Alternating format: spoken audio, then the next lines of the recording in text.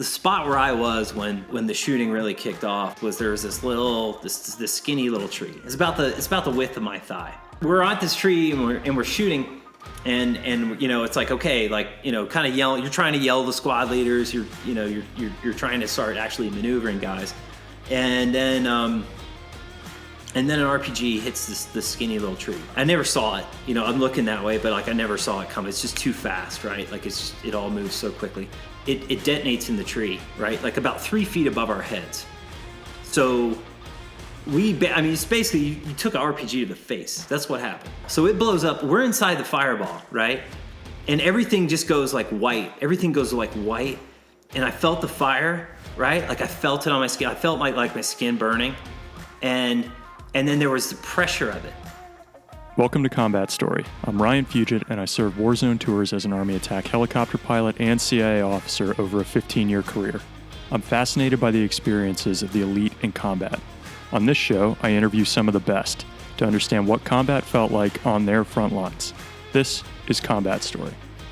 Today we hear the combat story of Ray McPadden, a former Army Infantry Officer who survived 4 deployments that included leading troops in one of the most dangerous valleys of Afghanistan with the 10th Mountain Division, and as a ground force commander in Ranger Battalion. In response to listeners' feedback, we're doing a 2-part interview with Ray so we can focus in on his conventional time and separately dive into his time with the Special Ops community. Ray's experience with 10th Mountain in the Pech and Korangal Valleys will be eye-opening to many who had no idea we were fighting in this unforgiving terrain in these isolated conditions. If you've seen Restrepo and the Hornet's Nest, you can appreciate just how difficult that fighting was. We use Ray's fantastic book, We March at Midnight, as a guide, and I hope you enjoy this first of 2 combat stories with Ray as we dive into his journey in what many referred to as the Valley of Death as much as I did. Ray, thanks for taking the time to share your story with us today. Thanks for having me on, Ryan. So I'm really looking forward to this. We've got a lot to talk about with your book, We March at Midnight. Fantastic read. I really do recommend it. And something I just wanted to throw out there, 2 days ago, somebody who's been listening to my podcast from the beginning, who often sends me ideas and thoughts, sent me a picture of your book, and he's like, you got to get this guy on. And I wrote back, and I was like, I'm one step ahead of you this time. Already read the book. I have him coming on Friday, and he's probably 65 years old, and he was saying how much he just loved reading the book and just wanted me to tell you that personally. I wanted to share that with you. It was not completely unsolicited. Great feedback from somebody who had just read it on their own. Oh, that's really cool. That makes me feel just amazed. Just very, that's awesome, man. So thanks for that, Ryan. I told you I'm a fan of your show, man. You've had some amazing guests, and just kind of you guys go deep, man. And it's been cool to listen to the podcast. So it's nice to be on with you. I really appreciate it. And as we were talking about just before we started recording, your book kind of jumps right into the action, which I think a lot of people want, but I want to hear a little bit more about you growing up. And for those who haven't read the book yet, and we will get into both the conventional side, the special ops side, but you seem to just be hungry for danger and throwing yourself into really difficult situations. So take me back to Ray as a kid. What was that guy like? And where were you? Yeah, I grew up in South Texas. I had a brother. Me and him were I think very normal boys in South Texas. And 2 things are big down there. One, the military's big down there. Where kind of I was outside of Corpus Christi, Texas. Big kind of military presence all over there. Corpus Christi, Kingsville. So very pro-military, and then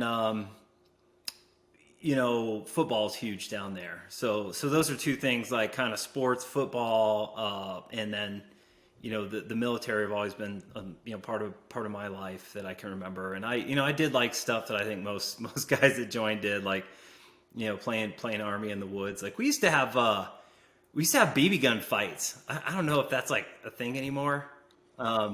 But we used to go have BB gun fights out kind of in the brush.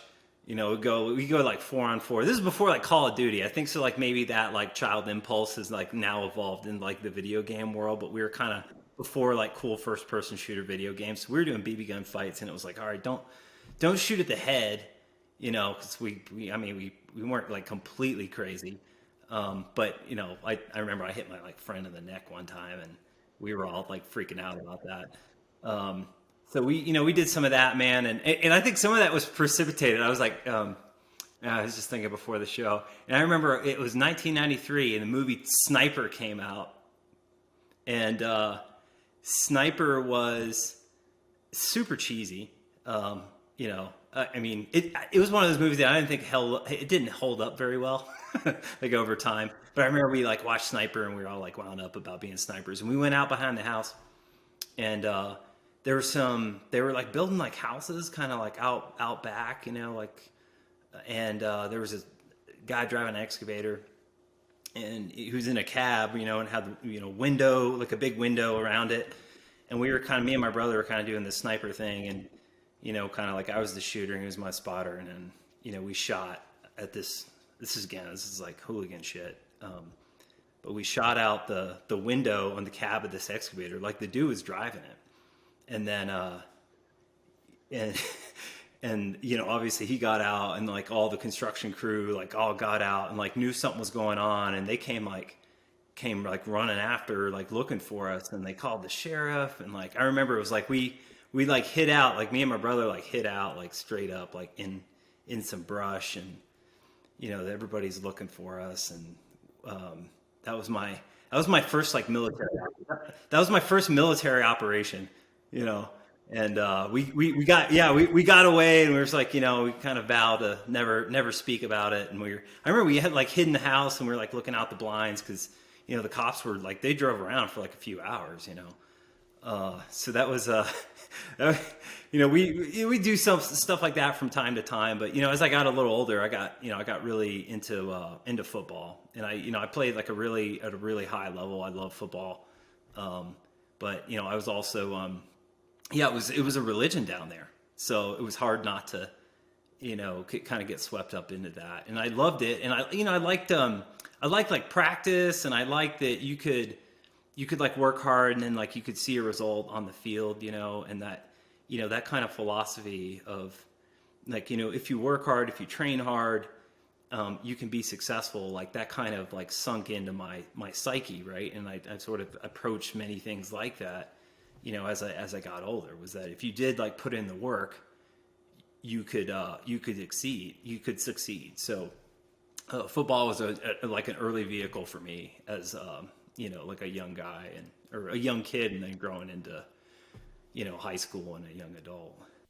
I still remember reading Friday Night Lights from Midland, right? Is it Midland, Texas? Yeah.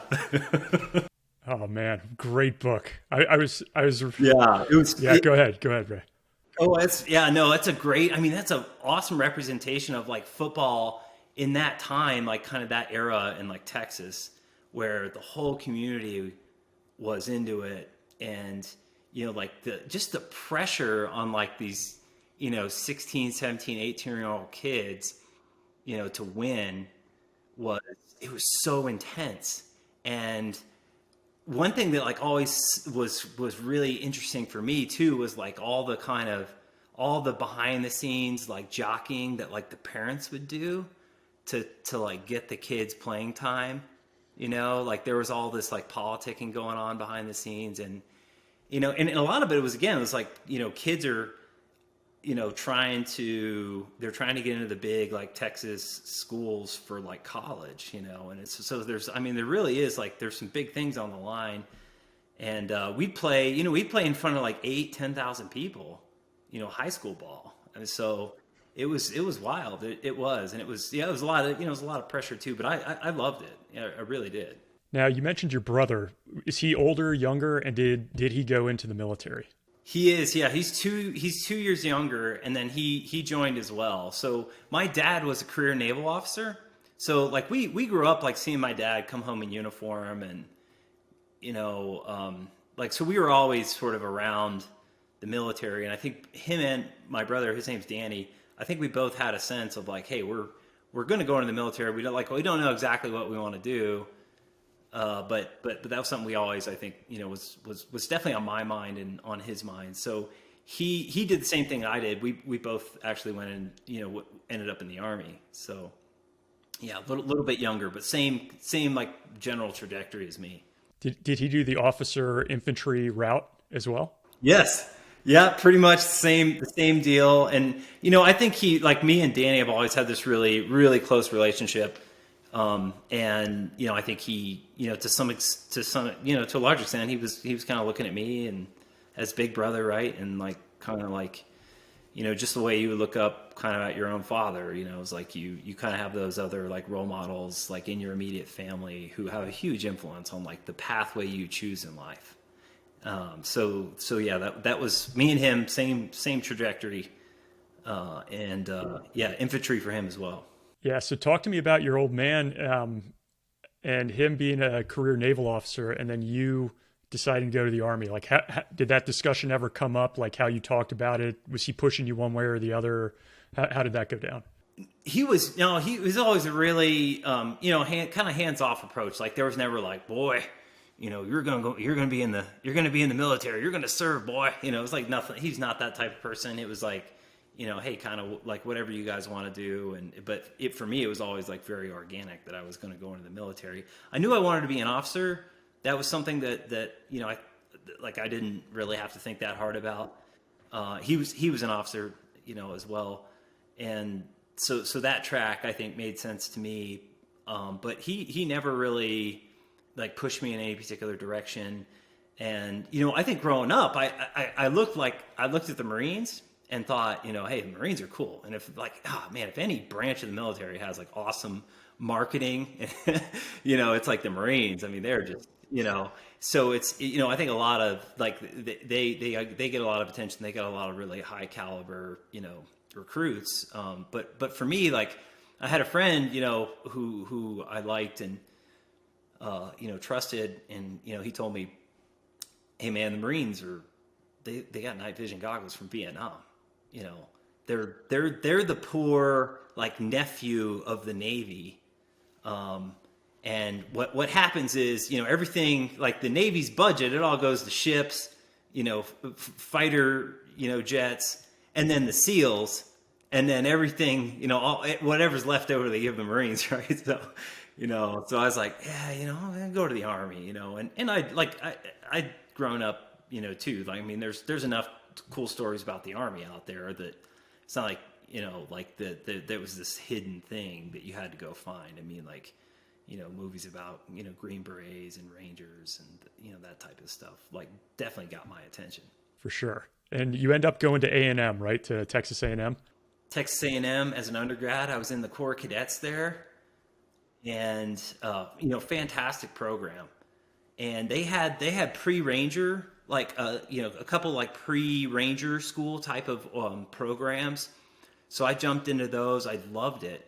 And I think the thing that probably had the biggest impact on me was two instructors. One was a former Ranger Battalion guy who then was Green Beret, and he had been in Panama. I think he'd been in Grenada, and then the other was an old school like Ranger Regiment guy who he was a captain, and I learned a lot from them, and I really looked up to them, and so that was, I think, that sort of two figures in my life that had, a very, very big influence on me and I think like kind of my style as as a leader.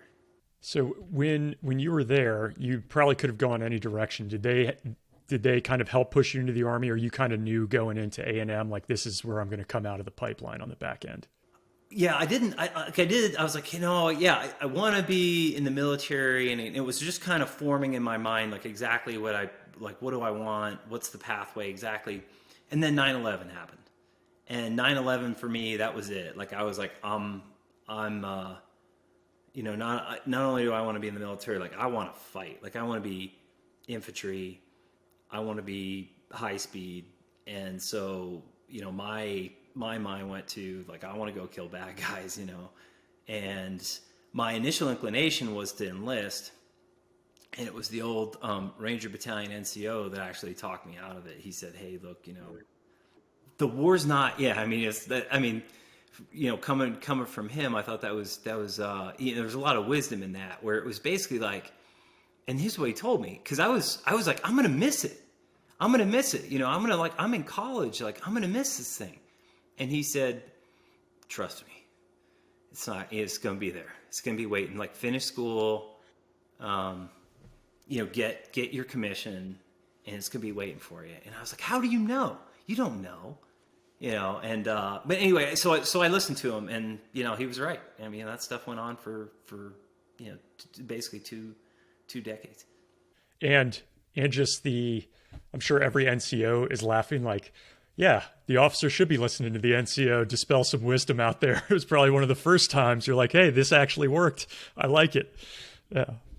Yeah, that was, and that was like, that was like day one in our OTC. Like, a lot of your instructors, like, day to day, are NCOs.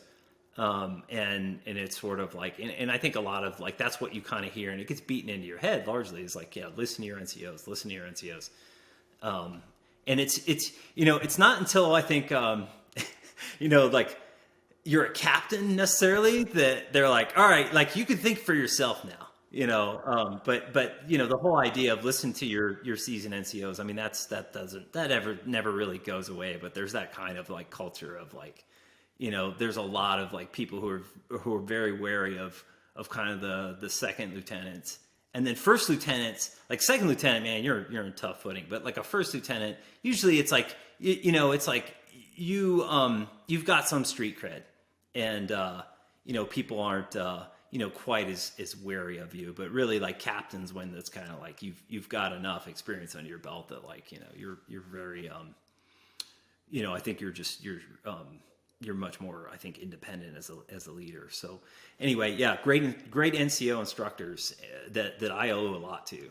I got to say, from reading the book, Ray, it seems like you had almost like a comfort in, or true confidence in, your leadership abilities. Like, I understand not everybody does. Maybe you're humble and you don't necessarily see it that way, but just reading through it, it came out that you felt pretty comfortable in your own skin leading. I wonder if you would agree with that, or conceptualization overall. But if it did exist it exist when you were growing up, or was this something that you learned as you joined the service? I was really shy growing up, like, very introverted, tremendous, like, social anxiety, and I think the thing I liked about sports too is, like, you didn't necessarily have to talk. You could just act. And so, one thing that I think I liked about the infantry, and I think I was, like, comfortable, like, pretty early on, was that it wasn't about words, right? It was about action. And so I do feel like I adjusted fairly quickly. Where it was like, I don't necessarily, it's not about me, standing up here on a soapbox, sounding smart, right? It's just like, get out there, get on patrol, like, get up front, do the hard things, like, do something even that, you got to be careful of this too, right? Where it's like, but do something that, isn't necessarily your job, like, carry the extra ammo, on the patrol, or, like, be the first guy to do the river crossing in that, like, raging mountain stream. Yeah. And, so I kind of, like, you're always, I think, as a second lieutenant, you're always going to be somewhat uncomfortable, especially in, like, that kind of first, like, just call it 2 months. This is tough, man, because you're kind of alone. And, but it's like, what I loved about it was that it was like actions, not words. It was like, show me, don't tell me. Right. And so you get up there, and, you just try to set the example, right. And do things, with right alongside your guys, or go be the first dude to do it. So I think I thrived in that environment, but I never really quite, like, standing in front of a lot of people and having to sound like super, smart and like this awesome leader was not something that, like, I felt like that was not my wheelhouse at all. Yeah, I was definitely thinking more of the in action, like, taking charge and making hard decisions. Like, the river crossing is a great one. And I hope, like, if I forget, bring me back to that one when it comes time, because I think a lot of lieutenants would never make that decision, especially in the face of so many other people looking at you like, I don't want to do this. This is dumb. And you're like, no, we're going in and I'm going in first. It's a really cool story there. So let's transition then. You're at A&M. You branch. What year are we talking now, Ray, as you go in commission? 2004 was, I graduated like Christmas. I was like a little off the normal like graduation cycle. So Christmas 2004, I graduate. And then I went to Fort Benning, for the infantry school within 2 weeks. So it was, yeah, it was basically like January 1st, I started the infantry course, or January 2nd, I think, January 1st is a holiday, but January 2nd, I think I started the infantry course on January 2nd, 2005. What was the mood like in that course for the officers just starting out, right? I mean, is that early 05 then? Like January 2nd, 2005? What's the mood there with the war going on? It's a wartime army.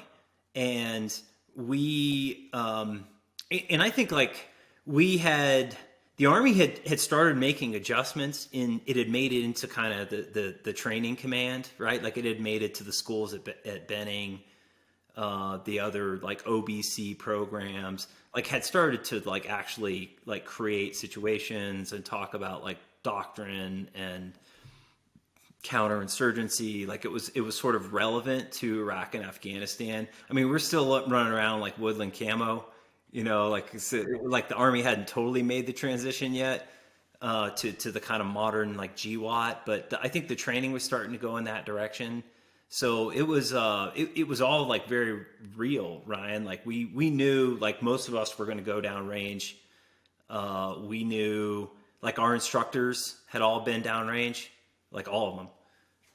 So it was, it was very like, it was, fairly serious in terms of, knowing that like, hey, this is kind of, I'm going to get, 9 months to a year of training and then I'm probably deploying or, yeah. So it was, I certainly took it like as seriously as I could. And I signed up for everything, like I went to like every school I could go to.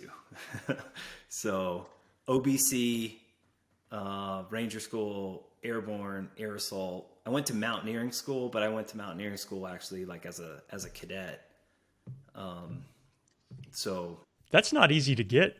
No. And that was, I mean, man, that was the funnest thing I think I went to I don't know, fun's not the right word, but it was up in Alaska and, I think it was like 3 weeks maybe or something like that. And yeah, you're just like in the field in the mountains, you're doing rope work, you're doing, climbing and rappelling and, mountain river crossings. You're up in like big mountains, and like Ranger School, you get like some of that, but you're in the Appalachians. You're like, it's kind of big mountains, So yeah, that was cool. That was something I really enjoyed. And then just like a little sidebar is actually before I like commissioned, I went and I got like basically a climbing ranger job with the National Park Service.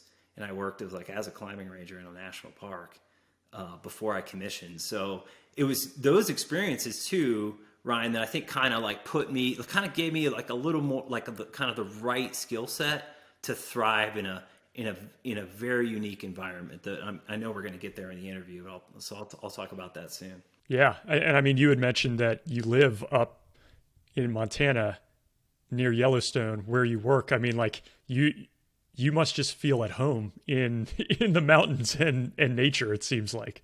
Yeah. For somebody who grew up in like South Texas, like it is a little, it's not necessarily intuitive that like, I love the mountains and I felt like I thrived in the mountains and like it all felt like right to me and it all felt natural to me. And you kind of hear that like Vietnam, like some guys like just took to the jungle really quickly. Right. And that's kind of how those mountains, the Hindu Kush range in Afghanistan felt for me. Like I just felt like I knew what I was doing, like right out of the gate. And so that that was a cool experience. So I had some training for it, and there's some other things too, but not not necessarily at Benning, but we went to tracking. Yeah, go ahead. No, I didn't want to, I did not mean to interrupt. I wanted to make sure because in the book, it's you just passingly mention you went to donkey and mule training, and I had to go back and do a double take. What was that, man? Like what? Yeah. So the whole idea was, we knew like keeping ourselves supplied was going to be difficult. And so this is like legacy town 10th Mountain stuff, right? Like the 10th Mountain Division was originally envisioned at this as real mountain troops. And so they were taught skiing and like winter survival and then, like part of like keeping yourself supplied in the mountains. I mean, the cool thing about mountain warfare for me, mountain warfare, it kind of strips everything, like it strips away all the technology, right? And so you sort of have to go back to the basics of like people on foot, mules, horses for resupply or for movement. And so that was part of what we were doing. We were kind of getting ready for this very like archaic way of fighting, that's kind of what the mountains do, right? They're this big equalizer, and weather and terrain kind of take away a lot of modern technology and strip you back down to like the individual like rifleman, and that's that was something that it was appealing to me. Like we didn't, so the downside, right, is like 10th Mountain kind of lost their like ski legacy, because I'm a pretty damn good skier too. But and that's where I didn't really like know that till I got there. I was like, oh cool, we're going to do a shitload of skiing, because those dudes, like the old school 10th Mountain, like they were like, it was a bunch of like Olympian types who kind of like were the initial guys that filled the 10th Mountain Division. They were like Winter Olympics people, and that kind of ski skill had kind of gone away, but the mountaineering skills were something that we learned before we went, and that we needed every day over there. Like we really did. So it was mule packing and like how to work with horses, how to work with mules, just like how to work with animals. That was not something that like I'd had a lot of exposure to growing up. I didn't really like ride horses in South Texas. I think I was supposed to. I think I'm supposed to like be good with horses. And then tracking school. Like we went to tracking school, and that was like Arizona kind of, where was that? Like Arizona, Utah kind of area. And it was like this kind of mountain, kind of high desert steppe, like mountainous environment. And that was a fantastic course as well, where we learned, basically like how to track people in that type of environment. It was like, and it was, I mean, I still use it today. I use it all the time. It's good for hunting, right? Can just kind of have like, kind of understand how that all works. So that was some of the bigger stuff we did, kind of getting ready to go over there. Okay, so that's a perfect setup, right? So you arrive, you go through IOBC, Ranger School, Airborne, Air Assault, all these others. When is it you step into the unit, and what role do you step into initially, right? Because I think you arrived before the deployment, so you got a little bit of time. I think we had about 2.5, 3 months before we were going over, and initially, so I jockeyed. I campaigned to go to Afghanistan. I wanted to go to Afghanistan, so I essentially volunteered for it, and I got orders. I got what I wanted. So that was cool. And then I got assigned. And so the way it works, right, is when the Army kind of knows a unit's deploying, they start to like really plus them up, where they got like say 10% extra strength, like extra bodies. And what they're doing is they're getting their unit ready for war, and war means casualties, right? So they're getting them ready to kind of like take losses where there's already people there in the ranks who can kind of start jumping in. So at first I was just kind of floated around on battalion staff. They sent me to a bunch of training, and I did all the train up. We'd go do these long foot marches, and we'd do exercises in the snow, and so I did the whole train up with the unit, but I wasn't a platoon leader yet. And it wasn't until, that we went, we actually deployed. and that I got a platoon. So I kind of like hung around on battalion staff for a little bit, and just envied the shit out of the like actual line platoon leaders and the line captains. They're like, they just seem so cool. And I was like, I'm just like this loser on staff, but yeah, yeah, like a second lieutenant and on staff, and like I remember I got there and I was like they were like, oh, okay. Well, they didn't really even like first day, they didn't even like know what to do with me quite yet. And they were like, all right, well, you're just going to go be like the assistant to the assistant to the assistant S3, It was just, yeah, it's like, oh my God, what have I done? It's so hard to explain to people who just don't know what that's like, to be like trapped in the building, listening, like in the talk in the ops center, listening to everything going on where you want to be, and you can't get out there, and the better you are at staff, the longer they want to keep you there. It's bad. Yeah. But they're like, you're like, I don't know how to do PowerPoint. And like, they're like, here, do this, do that. And you're like, oh, I'm just gonna like screw this up on purpose, like really bad, so that, because you're absolutely right, Ryan, like no good deed goes unpunished in the Army. It's, if you're like really good at logistics, man, you might, you might end up working for the S4 for a long time, so No. yeah, that's, yeah. So I was like, prove myself as inept as possible at the office work. Yeah. No, I love it. If your PowerPoint skills weren't up to par, like they didn't want you around. So that's probably a good way to sandbag it. Now, I just realized we had forgotten a key component here, and I think that's Elizabeth, right? Your wife's name. Yes. Yeah. Elizabeth. Yes. So you guys knew each other early on, and she's a part of this whole path that you take, right? She is. Yeah. We met when I was 14. She was like this track star. She was like 1 year older. So like I had just gotten into high school. I was like barely 14. I think I might've been, like on 13, 14. And then she was kind of a year older. She was a sophomore, and she was like this track star. And anyway, but I was scared shitless of girls. Like it was part of my whole, like I was real shy, and like I didn't know like what to do around girls. I didn't. And she kind of like thought I was cute, and she like came after me, and I was like, oh cool, older chicks, and I yeah, and I thought I was a pretty big deal for a while, and we just like I was just soulmates, and so me and her kind of were off and on for a long time, and then right after Ranger school, we got married, and we kind of saw ourselves on that trajectory for like a long time, and so we get married like right after Ranger school, and after I get out of Ranger school, and then she comes with me to Fort Drum. So we've been married for about 2 weeks when I get to Drum. And then, within, just about a week of getting there, I got myself into the unit going to Afghanistan. So, I convinced this woman, to kind of leave, and she's Mexican American. She's very, her family, very traditional kind of, Mexican family.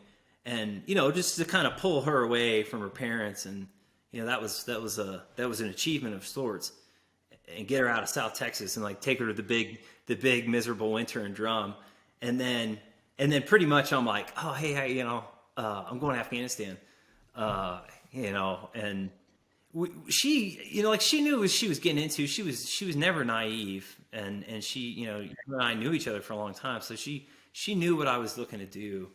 I just like I think the suddenness of it was a little tough for her, So yeah.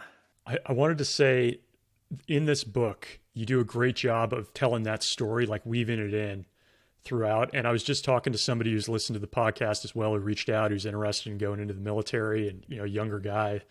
And I now ask people, like, who is your spouse? Because it's such a huge part of your career, and that is way harder than being deployed as being the trailing spouse and not knowing what's going on. If God forbid you're not married yet when the service member's deployed, but you set it up where she knows what she's getting into, as much as you can know before you get into it. And still you have the rocky moments of, hey, I don't want you to deploy again. Like, you're always gone for training, or I don't hear from you. Like, I know we said we were going to do this. And then there are other times where she's like, hey, you said you wanted this. Suck it up and get back in there. I loved hearing that. Like, I think you do a great job of telling both sides of that story. So for young leaders out there, people who are looking at this as a career, it's a great story to follow because it can really change and shape how your career goes. So well done on that part, I would say, you and Elizabeth. Oh, thanks. Yeah, thanks, Ryan. And that was very intentional. Like, I think a lot of what's out there are kind of military stories. Like, the spouse is often just like a cardboard figure. And yeah, for me, like, that's, kind of your family, like, goes to war, like they go to war with you. Yeah, that's a great way of putting it. Yeah. And I think in many respects, like, it's harder on the spouse than it is on the person who's on the battlefield, just because there's so many unknowns. There's so many dark places your mind can go because you don't truly know what's happening to your loved ones. So it was important to me to depict, sort of the home front in like in a real way, as represented through like my own spouse, and and just all the kind of the ups and downs of it, and not and go beyond just that, like, very superficial, like, spouse waiting for husband, and then, oh, you got home and everything's great. And the reality is it's not great. It is like rocky. I think the psychological, like, trajectory for people who are kind of like leading up to war and then being in the middle of a war, it's quite messy. And you're just like, you're every moment you're like, this might be it. Like, we may never see each other again. But then you're also kind of bracing yourself for separation. So, there was a lot of screaming. There was a lot of fights. Like, nobody's hitting anybody, but like just intense emotion between each other, and there's something, I do a little bit on the book, it's like her and I driving down the road, and we've been drinking and we're fighting about something. I can't even remember what it's about, and she's trying to jump out of the car. We're going 50, 60 miles an hour. She's trying to jump out of the car, and she's not crazy. She's not a crazy person, but she had lost her damn mind. And so had I. And, I'm reaching out, I'm grabbing her. I'm trying to keep her in the car. Pretty, it's insane. I mean, and that's just like the kind of the emotion of being like young and like wildly in love with each other, and then trying to brace yourselves for, maybe like never seeing each other again. It's just, it's very difficult to navigate for I think young people. Right. And, it's like, I never really felt like I was equipped to do it well. And so what I thought was be helpful for other people was to just kind of show it, just like pop the hood on it and just go, here's what this can look like. So thanks, Ryan. Yeah, man. No. So let's then jump to you're in country, and I want to do a strong setup here to give people an idea of the valley, the region in Afghanistan you go to. In particular, the Pech Valley.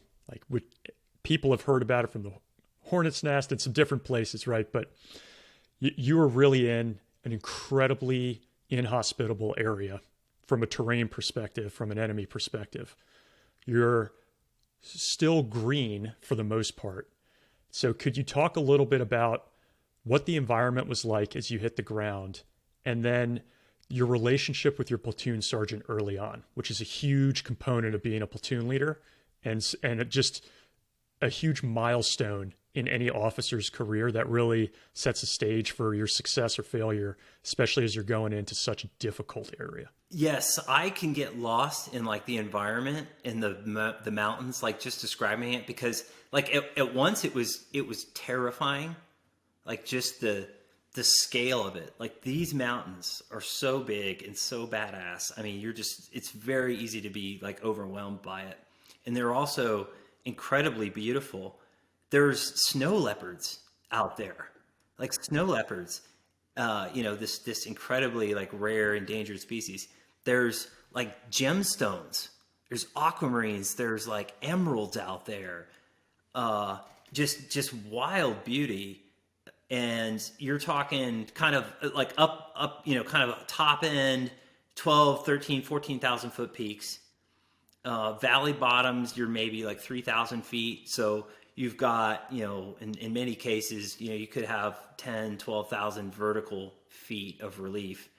And so that's kind of what you're up against. You've got, raging rivers. Up high, you're talking about, deep forest, big trees. Trees you could, basically, old kind of what we call old growth trees, right? You're just these ancient trees, very, very large, 100 or more feet high in some cases. And, real like true dark forest, right? Where you've got ferns, you've got like mist, like under the canopy. So this, it's almost like this, like kind of a Lord of the Rings type of feel up high, like way up in the mountains. But just absolutely savage terrain. There's really nothing, quite like it in the U.S. So that was the environment, and I was like, it was overwhelming in many respects, but it was also like, yes, this is where I want to be. Like, this is so beautiful, where it's like Iraq. It was like, just Iraq sucks, like this is like desert, it's freaking hot, and you're like, whatever. But yeah, like that place, like I can still see it. I can close my eyes and I can go there, any point, and I always will be that way. So that's kind of just the sort of the environment a little bit, Ryan. And then so my first platoon sergeant is his Billy Sirks is his name. He was killed. But he's this kind of big, this big guy. He's tall. He's good looking. I mean, he's just like, he looks like a real soldier. And he'd been in Afghanistan before. I think he'd been in Iraq before. I think it was 2 tours. And he really knew what he was doing. And so, what you hear all the time in ROTC, right, is, and you kind of, in the infantry course and Ranger school, they're always like, hey, just like, listen to your platoon sergeant. And like, he was just, this magnificent guy. And he was also pretty freaking cold to me, it was like, and I think this is a very common relationship, right? Where it's like, for young officers, the platoon sergeant is, he really is like the heart of the platoon. And, you're kind of like, for a lot of times, it's like at first, like the way they deal with you initially is like, you're just kind of an annoyance. You know what I mean? Like, I'm putting up with you because you're, like the Army has to like start somewhere with officers. And, they're sort of like, yeah, you know what? You're in the back seat until you show me that you can drive. And you really do have to prove everything. You do. And so you start, like, there's no instant like respect and deference. Like I think you have to grab it, you have to earn it. And it's really on you, like to just kind of like go, I can do this, I'm legit, and like you can trust me and you can depend on me. To sort of like to lead this platoon. And so you sort of have to prove yourself, not just to the men, but like to your platoon sergeant. And so for other young officers, Ryan, I'd say it's like, that's that kind of like key person, right? Where it's like, anybody who's like leading in an organization, you're like new to it, you kind of look for like, okay, who do I need to kind of get on my team first, and it's like, obviously the platoon sergeant's the one where it's like, if he's not behind you, you're going to be limping, and that's the reality of the Army and the way that's set up in the Army. And especially for you, and this will help us, I think, get into that mission set. Like, you guys are on your own for a lot of this.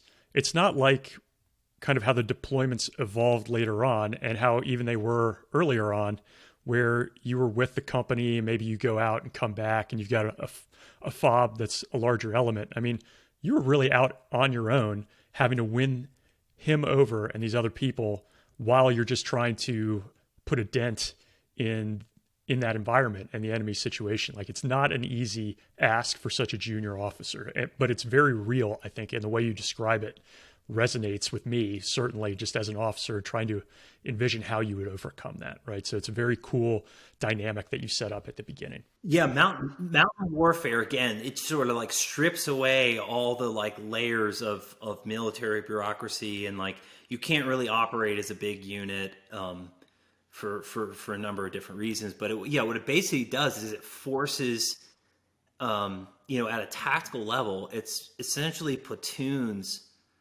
And it's a platoon level war, Ryan. It was a platoon level war in the mountains, and to some extent a squad level war. And so, yeah, like the amount of like kind of responsibility and kind of decision making, like authority that like lieutenants and like E7s have over there is extraordinary. Whereas like if you were in the invasion of Iraq as a platoon leader, like, it's kind of like the battalion commanders and brigade commanders. You got like colonels kind of calling the shots every day on these big invasion efforts, whereas like as those like wars went on, and especially in Afghanistan, where it kind of came down to this grind at like a valley level, it was like very young, very squad leader, platoon sergeant, and like kind of basically platoon leaders, and to some extent company commanders who were running the show. So you got 22-year-olds like running a war. It's. And you mentioned just that environment makes technology so inefficient and ineffective. Like, comms are hard because of line of sight. Some helicopters can't even fly at that altitude. If they can, they can't carry many people. Resupply is tough. Calling in shots is difficult. Guarding your base while doing a patrol, all hard. So with all that in mind, as we get set here, you're leading, I think, 43 people. You're a platoon leader. You're in the valley. What's your first kind of outside the wire mission? Well, I mean, our first big one, Ryan, was actually, it was in response to, we had some guys killed, and we were tasked with air assaulting deep into enemy terrain to basically fight back and to attack those insurgent groups kind of in their backyard. So my platoon, we basically got aircraft, and we were flown in, deep into a valley. To basically, for revenge for some of our guys that were killed. And we landed essentially on a ridgeline in deep forest. And, that was, again, it was just my platoon, up there on our own. We were at about 10,000 feet is where we started. And so our task was simple. It was basically like search and destroy, right? Like find these people, find these guys who did this, and kill them. And so that was our task. So what it was for me was it was Ranger School. It was Ranger School. It was like a small unit, basically a platoon size element in the woods, trying to find the enemy. Trying to basically outmaneuver, ambush the enemy. So that was that was kind of the basic setup. We had about 3-4 days of food and water with us, right? So we were living out of a rucksack. We didn't have any, like, we were totally, like, we were nowhere near a road. So it would have taken us, like, to get down to a road, we probably had to walk for about 2 days. So we were completely isolated and on our own. And I was having the freaking time of my life, like I'd been in we kind of had been in some, we'd been in a little bit of contact. But this, this is the first, like, really big, like, real, for me, my first real mission. Like, I was, like, we were on the offensive, like, I was in charge, and we are out there completely on our own. So this is everything you've been trained for. This is everything you've like dreamed of, honestly, as a young officer, as a young infantry officer. And we're basically like in a ranger school type of setting, you know, where it's like, you know, the really intense terrain, deep forest. So that's sort of like how it started. And what we did was we rolled right into, you know, basically ambush patrols, movement to contact patrols. We did some search. You know, we basically searched some very high bandas. We would call bandas like kind of summer home, like for goat herders. You know, who are kind of have their goats up in pasture, like way up high in the alpine kind of areas. And we're looking for the enemy, and we're, you know, having been to tracking school, we're finding sign everywhere. Like we know they're up there. We're seeing things that are clearly not like goat herders. They're you know, it's like, okay, I just saw, you know, the divots of a bipod of a PCAM machine gun, like in the dirt right there. You know, you're seeing something, like you can see when people are kind of like moving tactically and behaving tactically. You're like, okay, here, like somebody stopped here and they actually had had guys in security positions, right? So we're seeing that kind of thing. We're finding caves, right? We find like caches of food in caves. And so it's just like every day it's like, you know, like that it's just building up, right? The excitement's building up, and the sense of like it could happen at any moment is there. But we just can't quite find them, you know, like it's like they're here. I know they're here. I can't find them. So that's how we went those first few days. So, and you're kind of there until you make contact. Is that right? If I recall, or could you have called and been exfilled out? Yeah, we're basically like, you guys are going to stay up there until like go kill bad guys, right? Like go kill somebody. And so we're there, and it's like, hey, you're going to be up there until until something happens, right? So we, you know, I think we'd pretty much like burned through like our first like 3-4 days of supplies, right? Because you can only like so you know, you're sort of like you're tied, you're limited by like kind of what you can carry, and in terrain like that, you can carry, you know, I think it's realistic to say, okay, you can carry about 4 days of food and water. You know, you're drinking a ton of water, like at high elevation like that, 10,000 feet. You know, you're expending enormous amounts of calories as well. And you're, you know, obviously carrying like lots of weight. And you can't, you know, we're not just carrying a combat load, right? Like you've got to be able to, you know, like you absolutely cannot run out of ammo. You die if you run out of ammo. So we're carrying like, you know, basically like 2 combat loads, everybody. So we're just, man, I don't know like what the weight is exactly, like off the top of my head. I could throw a number out there. I don't know. I feel like every time I throw the number out there, it gets a little bigger too. So like any good war story, right? Yeah, we don't need a whole lot of the truth here, you know. No, but you know, it's like we're carrying, like it's the kind of load where it's like you can't even get up on your own. Like somebody has to kind of help you up, right, from the ground. And so it's very, very taxing. And anyway, so we're about out of food and water, and I think it's the 4th day where we actually make contact with the enemy. And in spite of all my best effort of me looking for them, they actually got us. And we made contact, had a huge firefight, in what was our patrol base up on this mountain at 10,000 feet. It was last light. It was last light. So everything you've been trained for, right, Ryan? You're trained for like, okay, the enemy, like a good, like disciplined enemy, they're going to hit you at dawn, or they're going to hit you at like dusk, right? And so, you know, we were doing stand to, right? Where it's like everybody's alert, everybody's kind of, you know, more or less on the perimeter. I'm checking positions. But to be 100% honest with you, like, you know, we're kind of doing the drill, right? But it was, for me, I remember when when the fight kicked off, like I remember thinking, no freaking way, like no way they found us, like no way they found us. And like, cause it's just, again, you're just like, I don't know, like some of the school too. I think it's like one too many patrols in Ranger School where like the enemy always walks through your kill zone. You know what I mean?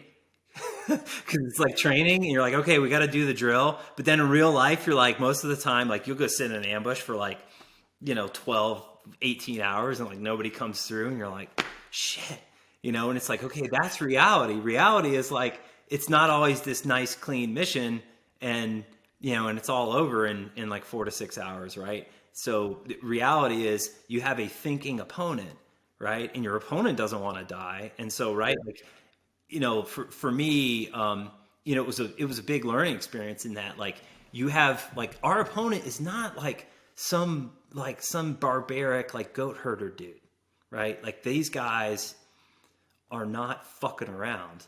They have been fighting for a very long time. Like, who they're fighting changes. Sometimes they're fighting each other. Sometimes they're fighting Westerners. Sometimes they're fighting other ethnic groups. But they have been fighting for a very long time, and they know exactly what the hell they're doing. So, yeah, that was the first fight. Was basically the enemy found us, and what they did, Ryan, if I may, they had so we're on a ridge line, right? Like it's a ridge, and we have a pretty good position, but there's kind of a little knob about 300 meters away. And on that knob's like slightly above us. And I'd actually thought about, like, we'd actually kind of put ambushes on that knob. Cause I'm like, that's like, if we get hit, like that's like a good place to hit us from. So they set up, basically a support by fire position, right? Machine guns and RPGs. And this is something where the enemy, often did really well with this, was like, they have a lot of PKM machine guns over there. Right? Like an infantry platoon, we'll have 43 dudes, right? But we only have 2 machine guns. And we made an adjustment to this as the tours went on. We I'll talk about kind of firepower adjustments later, but we only had 2 machine guns. So they hit us what I would think was about probably 4 machine guns from their support by fire, and then 3 to 4 RPGs. So already they had overwhelming firepower on us, right? They had more guns, more like big guns than we did. And then they had a maneuver element. And this was something that, as a young officer, this is where in this story, most second lieutenants die in this fight. All right? Because you're not ready necessarily. Like you don't have enough experience to kind of to know, like, part of fighting too is like knowing when to take a risk maybe, and like when not to. And like knowing when to kind of get up and go, follow me, and when to be like, dude, okay, like that fire, just let that play out a little bit before you stick your head up, So most lieutenants die in this firefight. So anyway, they came in, maneuver element, right? And they came in, and I was not expecting this, because most fights were like kind of at distance, right? Like they were kind of out at like 300 meters, 400, 500, even 600 meters, like almost like machine gun fights. And these dudes came in with a maneuver element, like right on top of our patrol base. And they were coming to run us over, Ryan. They were coming to wipe us out, right? Like, and I was just like, I never expected that. I was not expecting that at all. So tactically, that first few moments in the firefight, it was total like shit your pants, where it was like, whoa, like I can't believe this is happening. And Ray, yeah, God, people are probably going to just murder me for interrupting you there. I wanted to ask, because I think it's so rare to have a setup like this. So you guys have been out for 4 days. I think in the book you talk about, like, we need to move the patrol base, but it doesn't make sense based on the environment. And it's like you're wrestling with it in your head. When you're finally making contact at this platoon level, when they're moving on you, is the platoon reacting in some type of a training manner, I guess? Like, do you have squads that are now up and bounding or laying down suppressive fire? Or are you and your platoon sergeant starting to give out direction and tell people where to go? So the first thing was essentially like fire back, right? Like this is like battle drill number one, like react to contact, and it was just fire back. And so like they kicked off with the machine guns and the RPGs, and you know it's like kind of that initial like everybody, you know, you just kind of like duck, right? That's the first thing you do, you just duck, and then it's fire back, right? And the battle drill is like you want to establish fire superiority. So like you just let it, you know, like you totally open up. And you know, I think the platoon did really good in that. Like we'd been in some little spats here and there. So like, you know, it wasn't like the first time guys were hearing like rounds cracked. It wasn't the first time like they had really been shot at. But it was the first like, you know, firefight where it's like we might all die. Like none of us I think had been in a situation like that before. And so everybody starts firing back. And that maneuver element, those dudes that came right up on us, Ryan, like they were close. Like they were coming in to push through, to run us over, right? Like they were going to try to kill everybody. And what I think they were doing, right, was like basically like what we would do, like violence of action, like overwhelming firepower and then just speed. And you just run them down, like close the distance. And then like once you're in the perimeter, you win, like, because then it's just chaos, right? So they were trying to, I think, take advantage of surprise and then violence of action. So like our own principles. And so everybody just like, everybody's firing back. Everybody's fighting. Like we're throwing hand grenades. And the other thing we had out, and this is kind of cool. This is like nom shit, right? It's like we had claymores out, man. And dude, we're clacking those, you know, you're clacking those fuckers off. Like, so we like blew all our claymores like right, you know, kind of right as the fight started. You know, some of those were, you know, probably is like, okay, there's a dude, I'm going to shoot him, I'm going to kill him with a claymore. And some of it was just, you know, guys just kind of react to contact. Like we know they're right there and just letting them all go. So it's claymores and hand grenades. That's, you know, in addition to the rifles and, you know, the machine guns and everybody's just shooting, like everybody's like letting it go.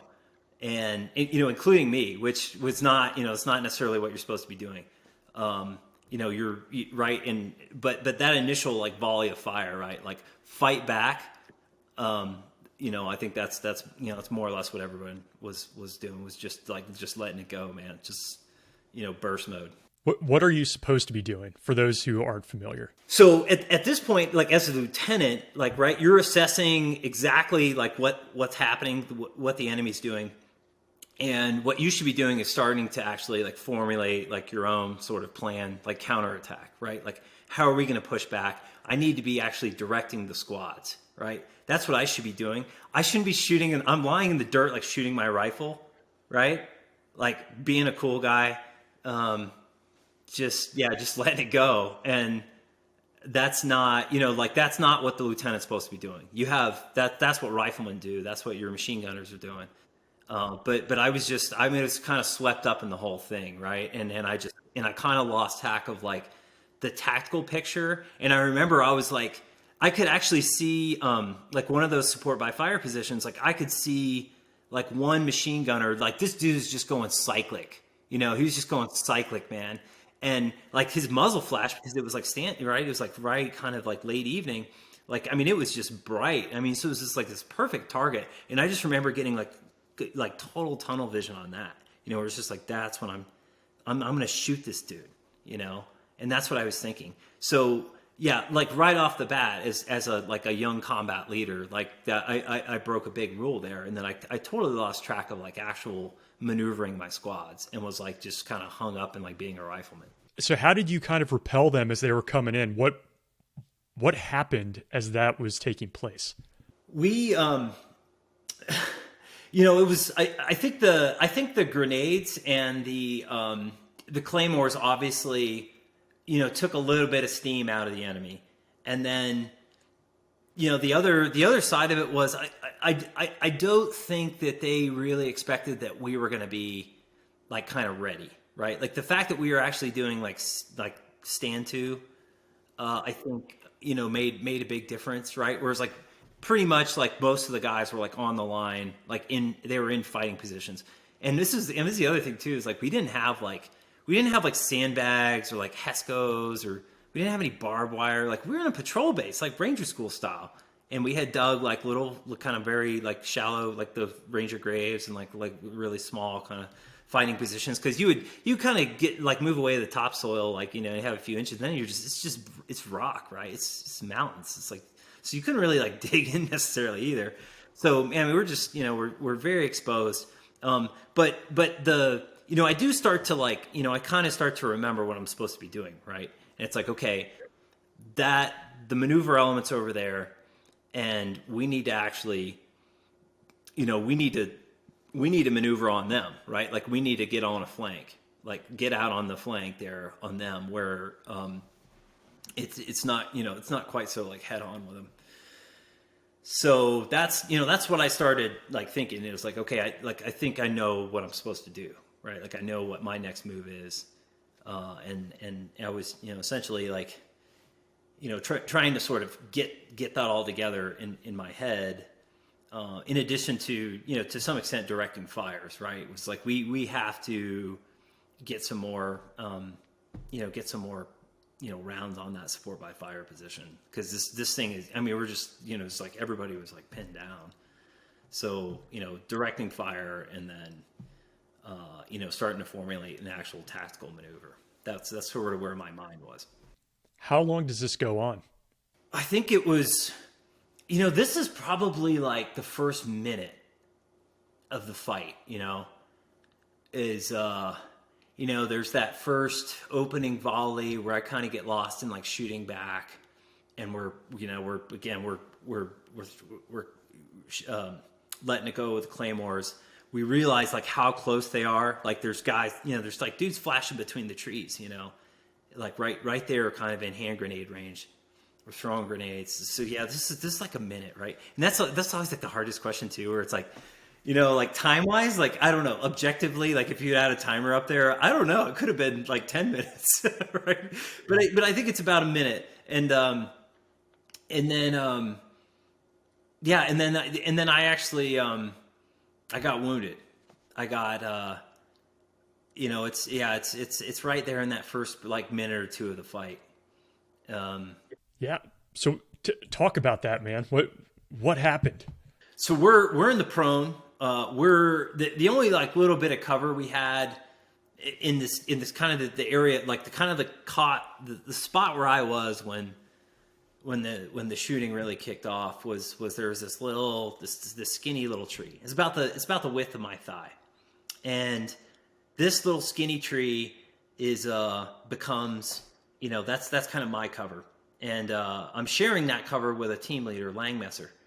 And him and I are kind of firing on both sides of this tree, right? You know, I'm firing on the right side, he's kind of firing on the left side, but we're both like hideously exposed. You know, we're like, the tree's there, but it's kind of psychological. It's psychological cover, right? It's not like real cover, but it's kind of all you have. And it's like, again, there's those moments too where you're like, you know, you're like, I don't know. There's a lot to be said for running through machine gun fire, and I've run through a lot of machine gun fire in my life, but this is one of those points where you're like, you don't necessarily get up and start running around. So you crawl, right? You've been taught to low crawl, and you're like, this is why I was taught to low crawl, right? So anyway, so we're on this tree and we're shooting, and you know, it's like, okay, like, you know, kind of you're trying to yell the squad leaders, you're trying to start actually maneuvering guys, and then an RPG hits this skinny little tree. Again, it's about thigh width. We're in the prone, we're shooting. RPG comes in. I never saw it. You know, I'm looking that way, but like I never saw it come. It's just too fast, right? Like it all moves so quickly, and it detonates in the tree, right? Like about 3 feet above our heads. So it's basically you took an RPG to the face. That's what happened, and we're inside the fireball. So it blows up. We're inside the fireball, right? And everything just goes like white. Everything goes like white. And I felt the fire, right? Like I felt it on my skin. I felt my skin burning. And then there was the pressure of it. And I think, I don't know, it was like the pressure for some reason like stuck with me. It was like I felt like my guts were gonna like squirt out through my toes. Like it was like a elephant was like stepping on me. You know, this was really like intense like pressure, and it's like that. It's like the blast, right? Like you know, kind of the physics behind it. I won't get into, but it was this intense pressure, and me and Lang, we both got thrown. You know, like just the blast from it, right? We got thrown, and then concussed, and I might have lost consciousness for just like a couple moments, you know, because I remember feeling like white hot and blast, you know, and then it's sort of like there's some time lost there,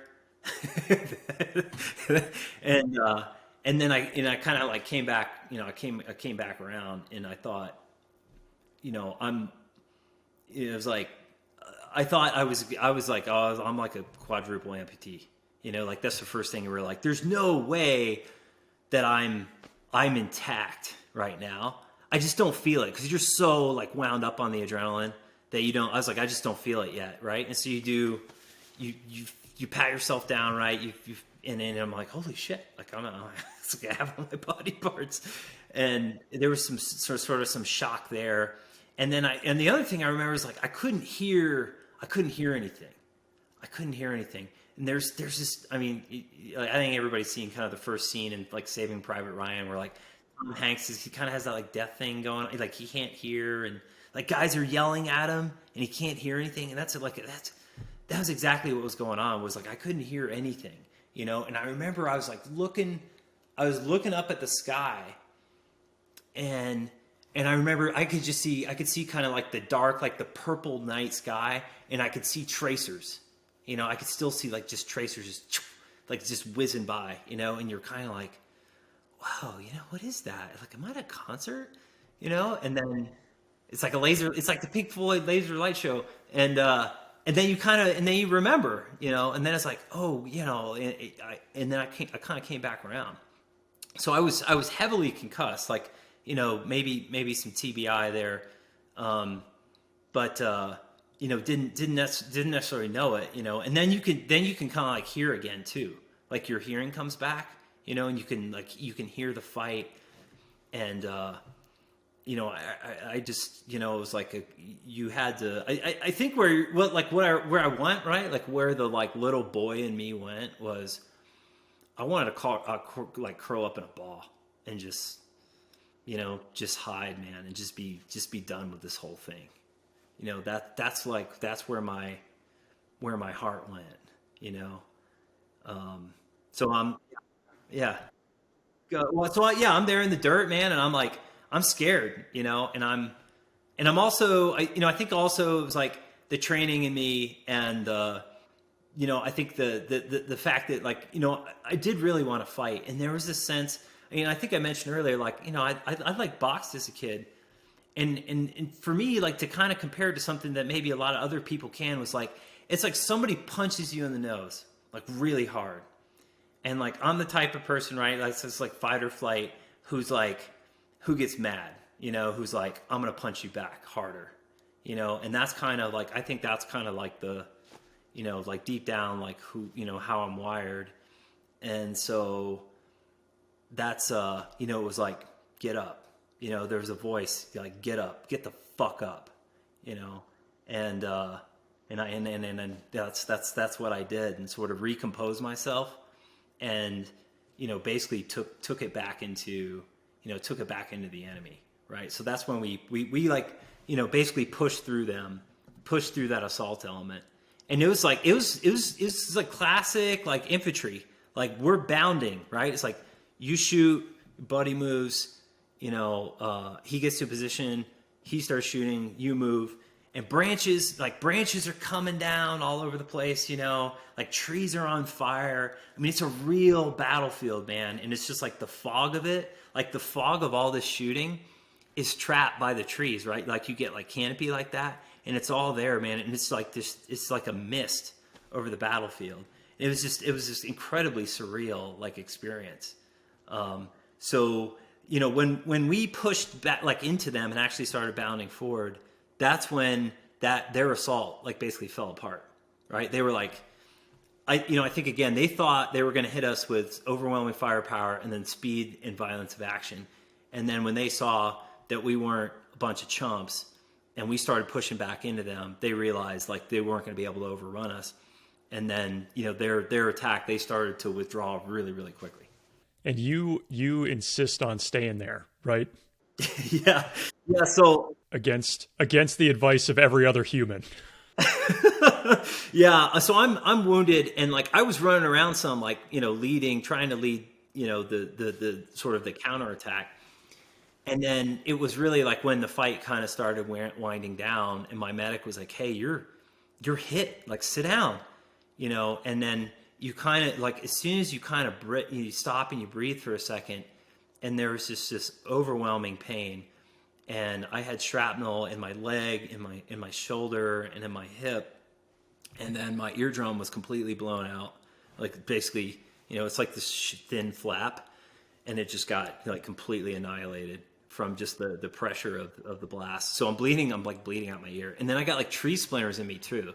Like so when that tree got like destroyed, like me and Sergeant Langmaster got like in addition to metal, like wood, like just horrible like 2-inch long like little spears of this tree, just like all of our faces and shit.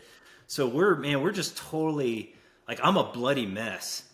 And then once it kind of slows down, I realize I am. And again, it's hard enough to move in this terrain, and like very quickly as like the pain started to catch up with me, and it was sort of like the damage, like the damage to the muscles and the internal parts was like all kind of came up with me. And I was, I was basically like incapacitated. Like I really couldn't walk.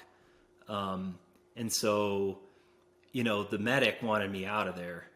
We had 5 wounded total, 5 wounded, 2 urgent surgicals, me, not necessarily urgent surgical, but, definitely get them off the battlefield, and then 2 kind of more lightly wounded.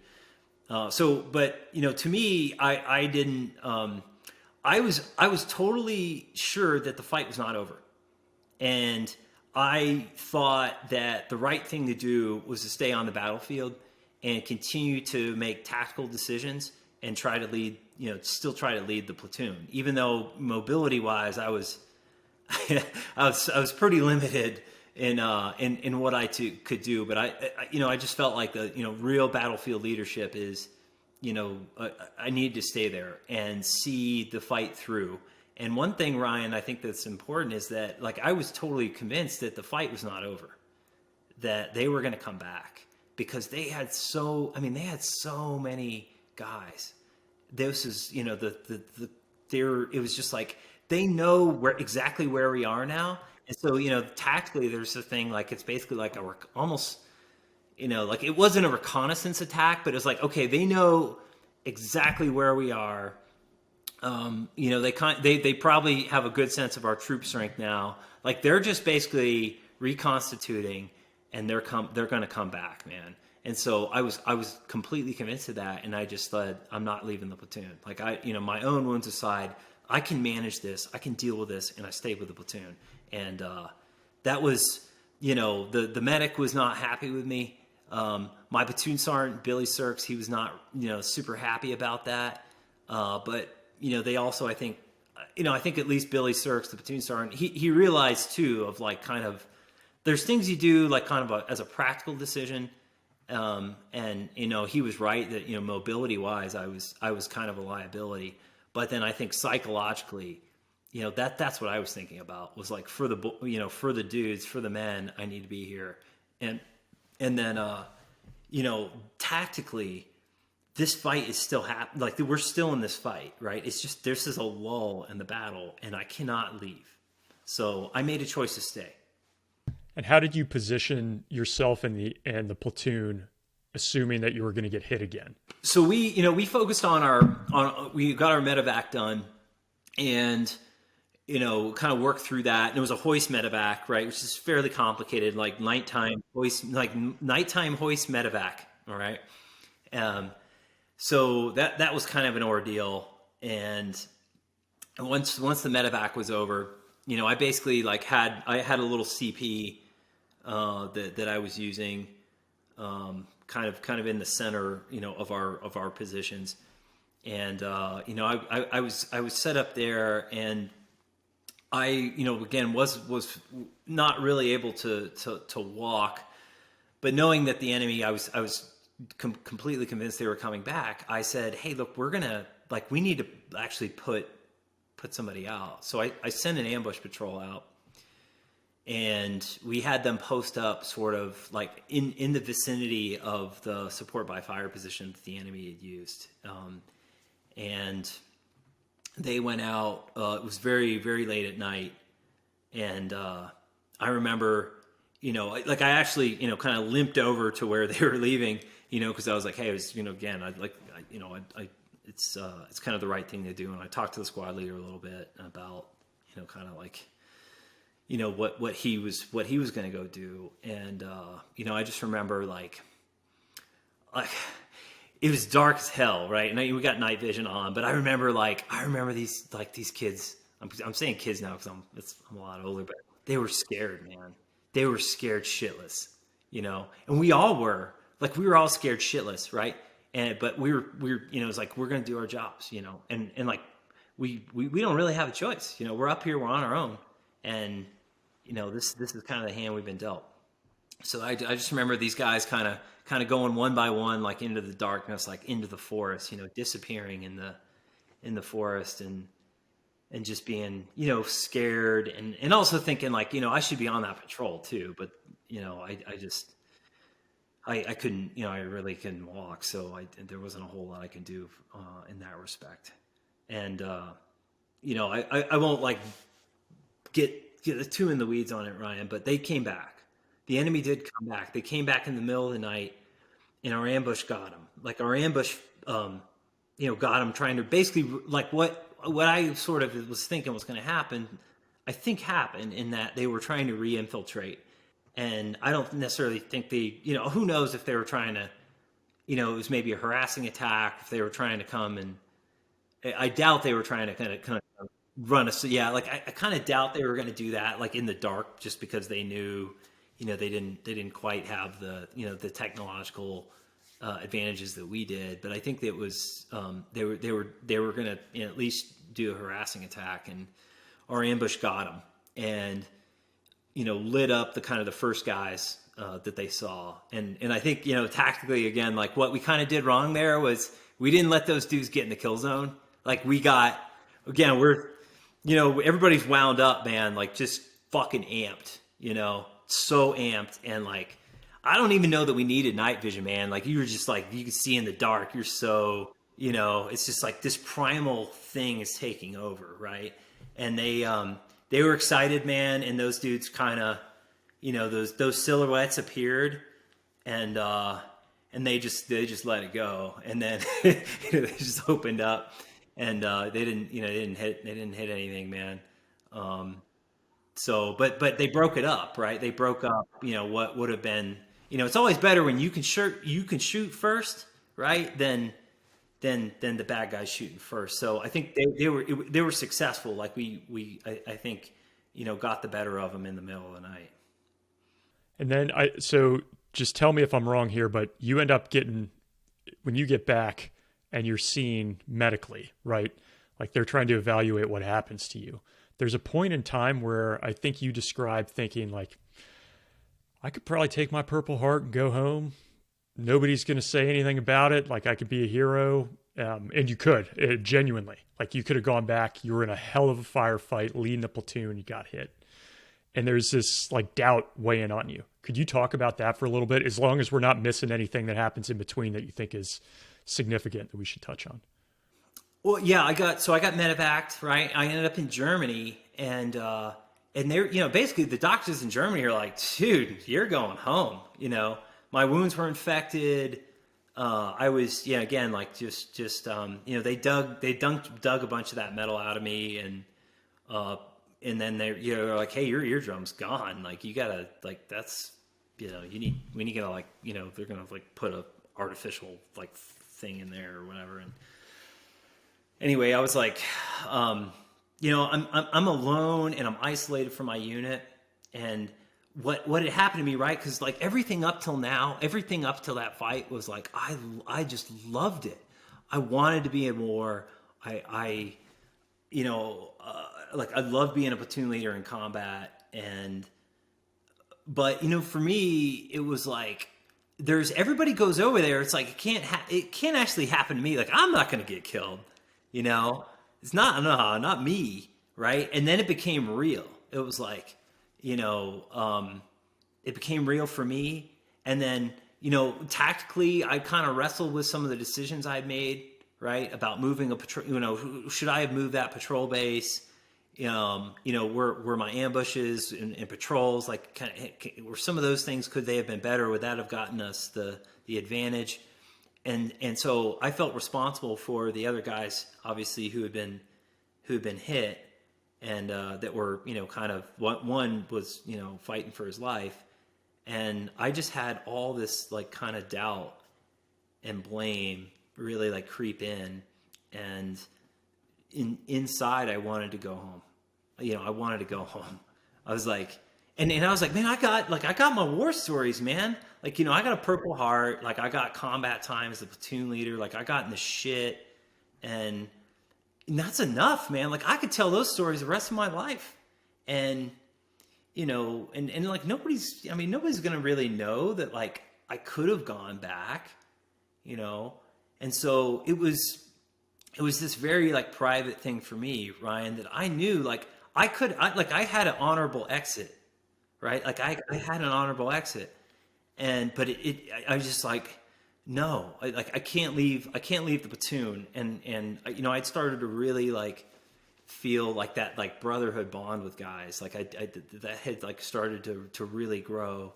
And you know, this is something that I'd wanted to do for a long time. And I just felt like I needed to go back, and I needed to like stay in the fight with my platoon and like lead those guys, and you know, and kind of like get them through the tour as best I could. So I ended up choosing to go back, and went back to the Korengal Valley, and had what was one of the deadliest rotations in Afghanistan for conventional and special ops troops alike. For sure. I mean, and without jumping too far ahead, I believe when you're talking to your maybe battalion commander about going on to the special ops route and going to Ranger regiment, he's basically saying like, this ain't going to be hard for you because you just went through like some of the worst fighting any platoon leader is going to go through. And it happens there in the Korengal Valley. So can we fast forward to that? If you can think of some of those moments, Ray, that were really challenging, some of the harder missions, what comes to mind? There's two, Ryan, and the first one is so that just to kind of set the scene in the Korongal, this became essentially what the fight in the Korongal was. It was there was a movie Restrepo that was kind of the guys that came after us, and then before us was Operation Red Wings. But the Korongal became, I think it was the deadliest place for American troops in Afghanistan. And, incredible, amount, the casualties there it was insane. Same terrain I've sort of described earlier, and just, you're in the Hindu Kush range, right? It's the western tail of the Himalayas, and just savage terrain. And, just mountains everywhere. There's not a flat spot in that whole valley, man. The one flat spot there was this little, rinky-dink kind of, it was about the size of a tennis court. And that was kind of our lifeline, but that was the only flat spot in the valley. I am not kidding you. And the locals, the way they deal with the fact that there's no flat land is they create terraces, which terraces in and of themselves are for infantry. It's oh my God, it's worse than a minefield. But to move around terraces like that in the dark and all those walls. But so it's just it's savage terrain. It's incredibly inhospitable. And the enemy there, it became this sort of magnet for fighters, I think, or jihadists from all over. So we were fighting the Korengalis themselves. We were fighting foreign fighters. There was Al-Qaeda. There was high level, kind of special Taliban units there. I mean, it was just anybody who wanted to get their jihad on like at a really high level. It was like the Korongal was like where you went. So like this was kind of what I thought was, it was basically, I mean, this was mountain warfare in some ways, like at its finest. And I'm not like trying to romanticize it, but it was, I mean, it was the real deal. It was like stripped down, and it was just shooting war. And this whole valley was a freaking battlefield. I mean, the whole thing, the whole valley was a battlefield. And so that's sort of like the setting for where we were. But for, you know, for me, you know, like the fight, you know, one fight that was really tough was, you know, was actually, it was, we lost some people. We were trying to actually convoy. We're trying to convoy people into the valley. Our helicopters were getting shot up. The aviators were getting, you know, really, really sketchy about resupplying us. And so we were trying to bring a convoy in, you know, Humvees along this very, very treacherous Jeep road, and the enemy ambushed the convoy. And my platoon was supposed to be essentially protecting the road and guarding, you know, the convoy from things like this. And so I, you know, in many ways kind of felt like it was my fault. And we had, I think, 4 KIAs, 4 killed in the convoy in the kind of the initial volley of fire.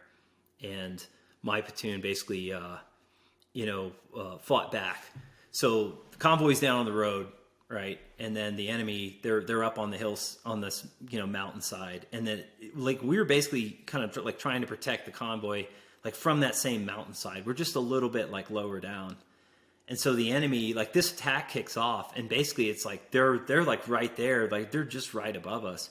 And so we, you know, their initial volley of fire, they had started with an IED in the road, and then their initial volley of fire killed several people in the convoy, in addition to the bomb killing I think 3. And so it was a really nasty like first, you know, couple minutes. And then we, you know, essentially because we were right there on that hillside, it was kind of difficult. Like a lot of times the enemy liked to kind of keep their distance from us. So, you know, we essentially just went running like up the mountain, like after these dudes. And I didn't realize at the time, like how many of them there really were.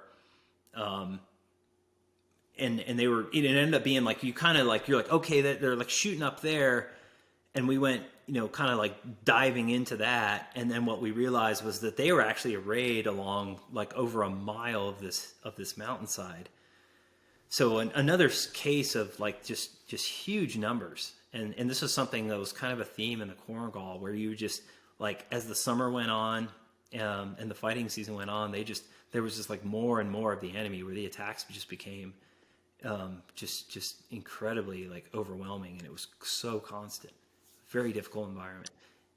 So we essentially like pushed into these guys, and they broke off the attack. And then, you know, we chased them for a while, but even though we were incredibly fit, we just couldn't like catch them. Like we couldn't catch up with them. They were too damn fast.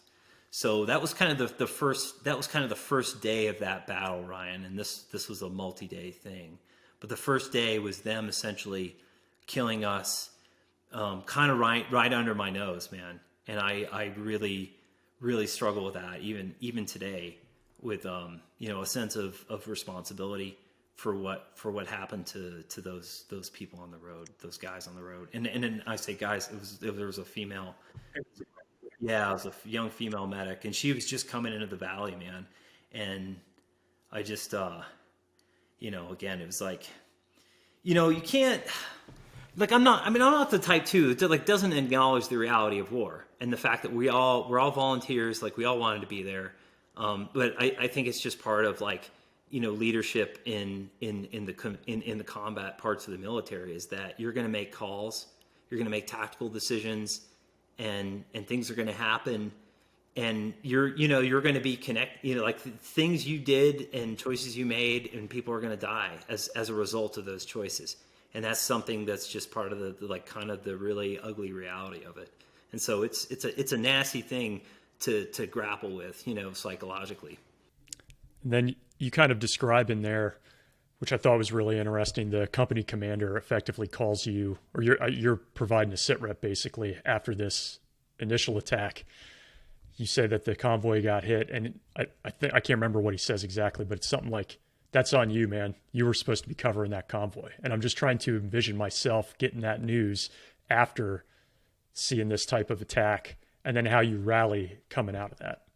Yeah, my company commander, I think very highly of him, and I do now. I did at the time. There was frustration from just the sheer circumstances, but I was, when he told me that, I was pissed off, and I thought he was right too. Where it's just like, you messed up, and then like it's like your dad going, "You fucked up," and you're like, I know, and he's like, I was mad, man. I felt responsible. Like I kept seeing the explosion. I kept seeing this like burning vehicle, and I kept like, it was stuck, man. It was just stuck on loop in my head. And, I had a really, kind of rough few hours, and then something happened. And what happened was, I knew that the fight wasn't over. Like you gotta, again, this is how you survive. This is how you win, is that you can't wallow in things, right? You gotta learn, and you gotta keep moving. And I sort of went to what's happening next, right? And I knew that, with the nature of the contact, how many guys there were, similar to what had happened when I got wounded, was like, this is a battle, right? And battles, they have their lulls, and there's multiple phases of them. And so what I was absolutely sure was that the fight was not over. And here's something that happened, Ryan, and I'm not gonna, I want to spend a little time talking about it, but something that happened for me that wasn't happening early, right? Is when you're like you're a young leader, and like young to war at all, like even if you're just a rifleman, is that like you're just kind of like, things are happening, it's all super fast. And you hear this in sports all the time too. It's like the game's moving really fast, right? And then like as you settle in, the game slows down, right? The game slows down, and you can start to like see things, and you're kind of like, you can think clearly, so that you actually get like clarity in your mind. And that's part of, I think, like that, like successful battlefield leadership, right? It's just like kind of like your nerves like come together, and like you can, like things are moving slower, and you can actually start, making, I think, like really good tactical decisions, and being like, oh, I can outwit these dudes. Like I can outmaneuver them. All right. So that's what I was getting in all those firefights in the Korengal. But what happened that night after our people were killed on the road was, I think I kind of broke through to the next level. And the next level is predictive power. The next level is like actually knowing what's going to happen before it happens. And some of that is like pattern recognition, right? Where you just like, I think people get this in all kinds of fields. You get like, you're like, okay, I start to like internalize all these patterns I'm seeing. And then that actually gives me like predictive power. And I think that's sort of where I was that night, right? Was like, I actually gained like predictive power, and I knew exactly what was going to happen. And so I arrayed my platoon. I sent my scout, like I actually had a scout team with snipers, and I arrayed my platoon and the scout team and the snipers perfectly for basically to attack the enemy as they tried to come and get us. Because I knew they were going to come down to like kind of this village where we'd been kind of staging out of. And so that's exactly what happened. So the next morning, I had everybody arrayed perfectly to meet the enemy.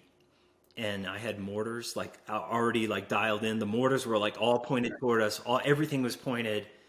And the enemy came back, and we completely like whipped their asses, like killed a whole shitload of them. We just opened up on these dudes with everything we had, and they didn't expect it. They didn't realize that we were out ahead of them, like they thought they were just going to come shoot at us again and then run away. And we just straight up smoked these dudes. We had aircraft.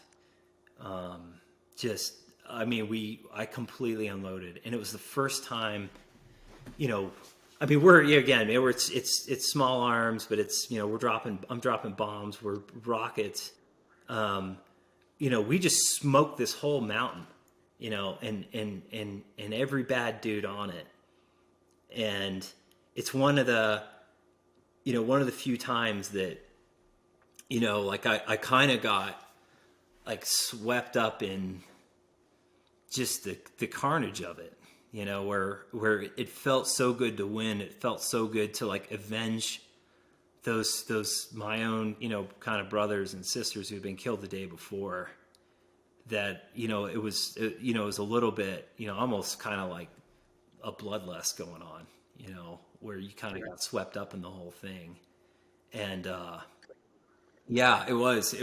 And we didn't let up, it was just like, you keep going, and you keep going, and you just keep dropping bombs, and you keep firing mortars, and you're just like, we're going to shoot all our, we're going to just go black on ammo, like, fuck it. And like, just kill everybody.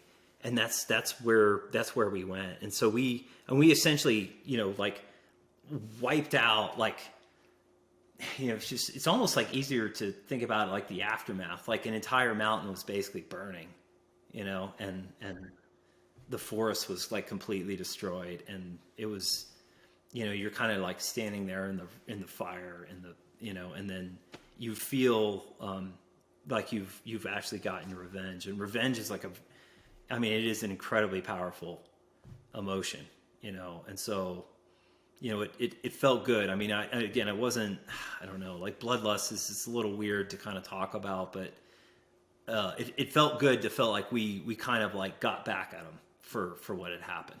And I think, I can't remember if it was in the battle where you're injured or a previous one to that, but you kind of described calling in rounds on some TRPs that you had, and it wasn't as effective. I think your platoon sergeant's like, hey, at the end, you sucked at that part of that battle. And then I believe in this one, you had it dialed in, man. Like the right terrain was covered. You were calling in the right strikes at the right time with the right munitions, that sort of thing. Yes, exactly. Yeah. Whereas, early on, like you was, especially in like really like steep mountainous terrain, like little errors. Yeah. Like little errors, like whatever whatever you're doing, like, even shooting like with lots of like elevation change gets really tricky. And so it's just, you're like learning and you're screwing it up, and you're blowing opportunities.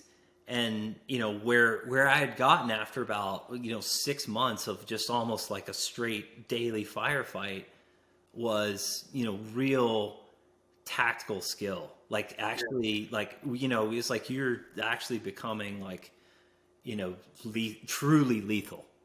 And, again,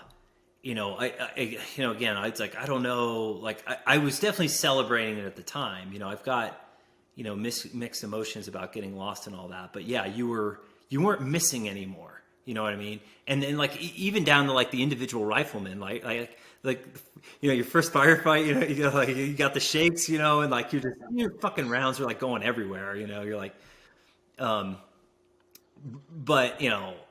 like you get where it's just like, you can, again, like that tunnel vision, like you can see, like you can see you see everything, and like your reticle's not jumping around, your reticle's like, it stays where you want it to stay, and that kind of like, that ability to focus is something that's like training, you can kind of create like those conditions, like that chaos in training, but a lot of that just has to be learned through, just kind of fighting all the time. So that was, that was a fairly big engagement. Again, we had, a lot of casualties on that first day. But as we went into kind of the second part of that battle, we won in a big way. And that was one of the few days where, it was a very tangible win, and we didn't get a lot of those, Ryan. So it felt good. How about, so there's a phrase you use in the book, war is freedom. I wonder if it's appropriate now to kind of talk about what that meant in context for you. Yeah, part of it was, it kind of goes back to the theme from earlier of we were on our own, and the mountains, in many ways, like we were isolated in those mountains, and that isolation can be, in some ways it can be like this, it can create kind of like terror. And then in other ways it's sort of, there's this sort of freedom to it, like where you really are like on your own, for better or for worse. And, you're in charge, and there's something that feels good about that. And one thing that, sort of like along the lines of, there's this sort of sense of like freedom in what you're doing, in that nobody's really looking. And like, we didn't have like journalists coming out there. There was no journalists, man.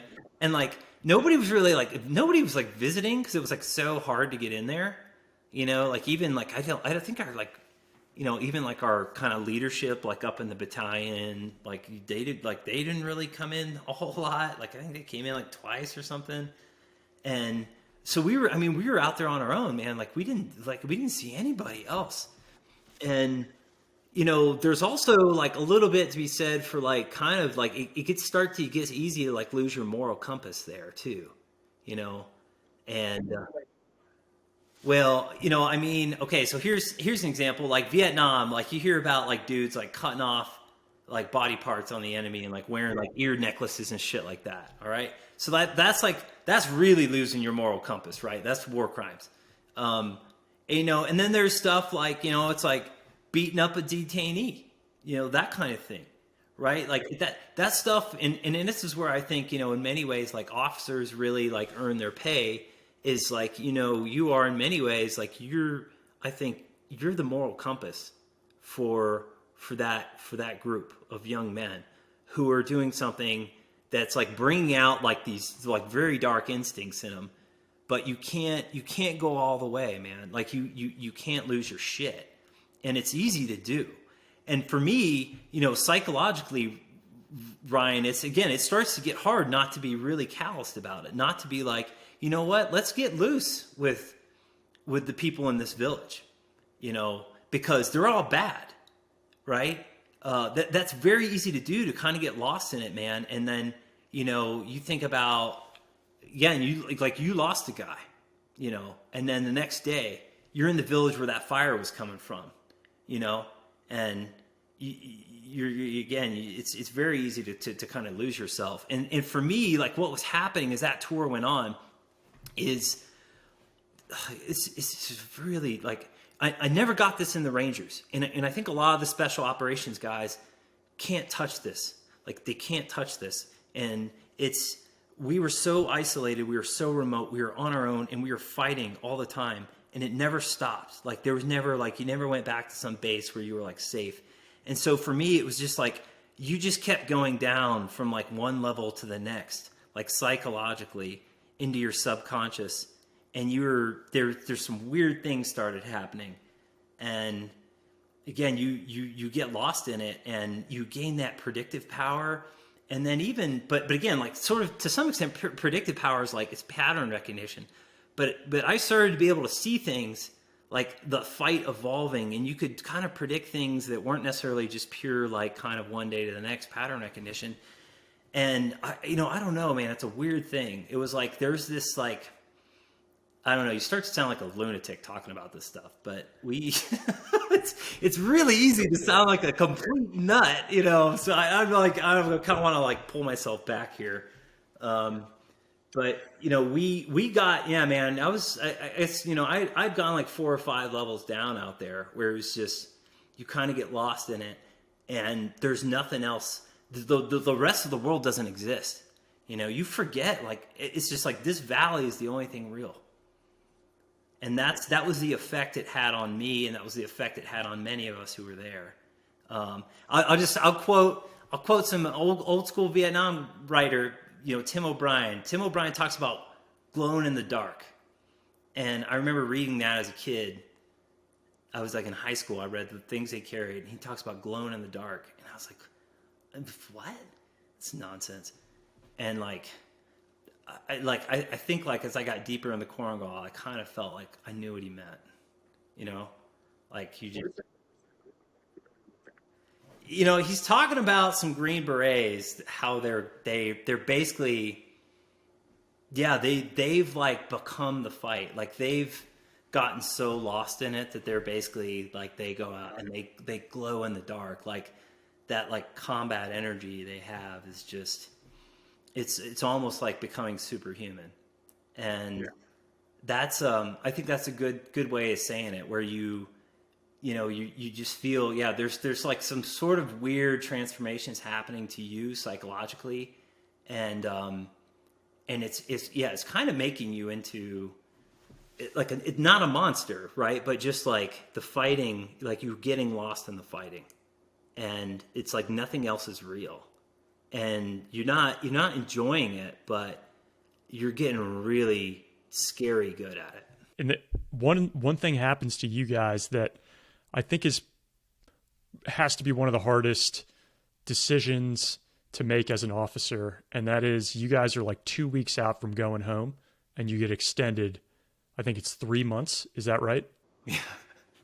Yeah. 3 months. I mean, I remember the last 2 weeks in Afghanistan, and just like people are sky high. They're already planning what's going to happen when they're home. Like, I can't imagine being told that and then going and talking to my guys and say, hey, go on back there. We're going back in. Can you just talk about that for a little bit, man? I mean, definitely a gut punch. It's hard. I remember I like when I got that news, I couldn't, like, I almost like collapsed on the floor. Like I was just so right. Yeah. Well, I just got, my company commander called me, Jim McKnight, Captain McKnight. He called over the radio one morning, and he wouldn't usually like come looking for me early in the morning. So I was like, oh man, what's going on? I was like, oh, it's gotta be some crazy mission. It's some crazy mission. Cause there was no shortage of those. And, he said, hey, we've been extended, until essentially June. So it was almost, 3.5 months. He said, we've been extended till June. Just heads up, basically, nobody's going home. All flights are canceled. And then it was like, okay, TAC 6 out. And that was it. And it was like, what? Hold on. Say that again. Wait, who, how many months? I was in shock. It was like somebody telling you like, fuck man, I don't know. Like, it's like telling you your spouse was dead or something. Like, it's just one of those things where it's like, it doesn't like set in, right? Like it doesn't register. And, I was like devastated. And like, we already had guys home. Like you do that advanced party thing, where guys start going like kind of getting ready logistically for all, 800 of us or whatever to get back. And, we had guys already in drum. I mean, we could, I could smell my wife's perfume already, like, and you let in like mentally too, right? Like you start letting yourself leave. Right. And it's important. Like you don't want to do that every day. Like you don't want to, like mentally, it's important that you're focused, and there's a lot of things I didn't give myself. And I insisted that like my guys not indulge themselves in, because I think it hurts your focus. And so, 2 weeks out, you're starting to like let yourself have all those things again. And then you had to kind of take all that away. So, it was an exercise. And I think a lot of officers had this experience of having to deliver orders, to your men that, quite frankly, it was horrible, and you couldn't sit there and, go, hey, this sucks, and the Army doesn't play fair, and you had to, what we call like own the orders too, and kind of deliver them in a professional way. And so that was really difficult for me. That was a difficult day, and those last 3 months were incredibly challenging, because it felt like you had already made it. You're like, man, we made it. Like we're all like, I had like the guys that I was going to take home with me. And then we kind of lost it. And, probably the hardest thing that happened in that deployment, we had KIAs, almost every month we were there, but the guys that got killed after we got extended, those kind of hurt the worst, because it felt like, that they had made it, and then they're sort of like, it was almost like, the kind of, their life was like stolen. So That was a really difficult time, Ryan. And well, I'll tell you this. I'll tell you, we had the ending for us, the last firefight. And this gets back to, again, like, war is horrible, man. War is a horrible thing. And there was also part of me that wanted, I wanted to be there, and I got lost in this shooting war. And it was like, this is what war is supposed to be. And in the last fight, and we knew it was our last fight. Like, it was basically, like our last day there. It was like our replacements had already like shown up, which I want to say something about that. But our replacements had shown up. We knew it was our last fight. We're basically like leaving the next day. And the last firefight we were in, we went guns only. I did not call for air. I did not call for artillery. I did not call for mortars. We went guns only. And it was a strange, I don't know. It was, part of me was just kind of like wanted to like have kind of one last shootout and have it just be kind of us, like back to that theme of like everything was like stripped down to like just the people there on the ground. And, some of the people we fought, their values, what they stand for is shit, and it should be destroyed. But I do have some level of respect for, the people we were up against. And a lot of times it was the same guys, like day in, day out, like you'd hear those same dudes on the radio and you knew who you were fighting. Like you knew those guys, right? Like you were like, oh, so what's his name? What's his nuts is in a bad mood today. Like you're hearing him on walkie-talkie and he's yelling at his dudes and shit. And it's weird. I mean, there's this strange like relationship that you develop with the enemy, and I'll kill those dudes in a heartbeat. Like if they showed up at my front door, I would try to probably kill them. But it was this weird kind of respect thing going on in that last fight. I didn't call for any of the technological advantages that we had. I just said, let's just shoot it out one more time with them. How was the last fight? Like, how intense was it? It was like many of the other ones. It was, there was that whole like you don't want to get killed at the end, and you don't want your guys to get killed at the end, right? So, I was, this is kind of a difficult thing to explain in that, I wasn't like being loose with the lives of my platoon. Because you kind of want, you want to win, obviously, and you don't want to have like any unnecessary casualties. But I think, as the fight goes on and the war goes on, right? Like it's almost like, like there's the kind of psychological like grinding on you, and to some extent it gets harder as the fights go on and as the wars go on and your tours go on. It gets harder and harder to keep. To keep kind of fighting back and doing the right thing and trying to be a good leader. But for some reason, like there were some days too where you're just like, it's, nobody's going to get killed today. And it's over. It's over right now. And that's, I don't know, like it's an irrational thing to think, I think too. It was like Christmas Day. Like I was like, Christmas Day, we like over there, and I was like, nothing bad's going to happen today. But the enemy doesn't give a shit about Christmas Day. But for me, I just didn't think anything. I was just like, I was so convinced of it that nothing bad was going to happen. And I don't know, like my instinct wise, like you started to be right more than you were wrong, and that's, that's kind of what was going on in that last fight. But I remember like those couple weeks, like leading up to it. I mean, it was very scary. You just like, guys don't, it's like, hey, who wants to get killed at the end? Right?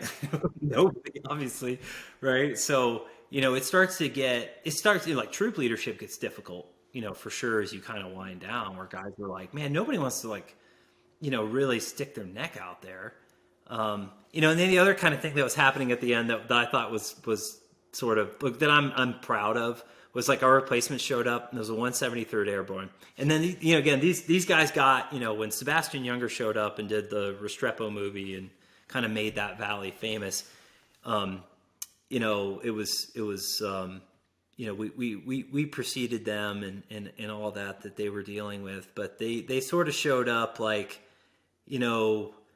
we've heard about all the casualties here, we've heard about what's happening, and they basically said, their commander, their officers told them the reason that's happened is because that company, that 10th Mountain Company, are a bunch of pieces of shit. Those guys they're poor leadership. They didn't have the training we have. They don't have the caliber of people that we have. And they basically told those guys that, again, like the reason this is happening is because of that unit that's there. And I knew that with all my heart, that I was like, yep, you'll figure this out really quick. But I also would have done the exact same thing if I was that company commander, right? I would have done the exact same thing. It's like, you don't want to go, yeah, we're probably going to take 50% casualties. And which is, basically what happened. They had a guy killed in their first 24 hours. And then just, skyrocketing casualties. Their percentages ended up being quite a bit higher than ours, in fact. It's anyway. So those dudes showed up, kind of like most troops show up that don't really, like many of them are new to war. They're certainly new to this, what ended up being the deadliest place in Afghanistan. And they're just kind of naive. But anyway, last thing is, like, we took those dudes out on patrol, and like at this point, and like you kind of like lose track of it, but we were so good at moving in the mountains. Like, you could just straight up, like, throw 100 pounds on and just sprint up a hill, like sprint straight up with, like, it was, our physical ability was just incredible. So we take these dudes out on like these first couple of patrols, and we're breaking them off. Like, they're like, these guys, like, they cannot keep up with us. And, it's kind of one of those, like, like, oh, you guys, you heard we're a bunch of fucking lame asses, huh? And it's like, okay, well, I got something for you, and then, we move a half kilometer, and like 2 of them are going down as heat casualties, and their platoon sergeant's like falling out and shit. And you're like, yeah, motherfucker. So, wake up. Welcome to the Korengal. But anyway, we, those guys had a rough go of it too. But, it was, it was one of those things too, where, again, it's just like, you didn't see other people, and, you kind of forget, like, you kind of lose track of, like, how good you've gotten at fighting, and then, how good you've gotten at kind of living and surviving there. That's awesome. And so we'll pause here. And one of the reasons I wanted to do a 2-part here, I should have said this at the outset, right? And I mentioned this to you as we were preparing here. I've had people reach out, and I've interviewed a lot of guys in the special ops community, and people really do enjoy those discussions. But there are folks who are reaching out and just saying, hey, what was it like to be non-special ops in these environments? They want to hear a little bit more of that. And I thought, what better person than to take your perspective, where we see, like, the no shit at the platoon level in some of the hardest terrain that we fought in. And then next we'll go to you in this high speed special ops environment with the Rangers.